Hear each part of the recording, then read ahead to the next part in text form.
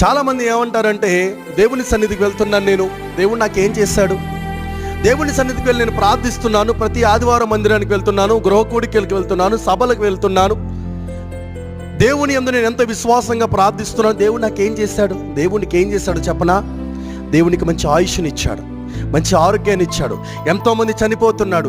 ఈరోజు మాట్లాడిన వ్యక్తి, ఇప్పుడు మాట్లాడుతున్న వ్యక్తి కాసేపటికి మాట్లాడలేకపోతున్నాడు. దేవునికి మహిమ కలుగును గాక.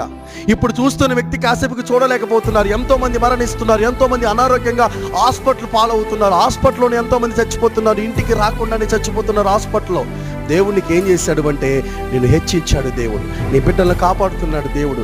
ఎలాంటి చాలామంది రోడ్ల మీద చూడండి, వాళ్ళ బ్రతుకులు ఎలా బ్రతుకుతున్నారు, వాళ్ళలాగా లేకుండా దేవుడు నీకు మంచి ఆయుష్ని ఇస్తున్నాడు, మంచి అందరి ఎదుట దేవుడు నేను గణపరుస్తున్నాడు. దేవుడు దీనికంటే నీకు ఇంకేం ఇవ్వాలి?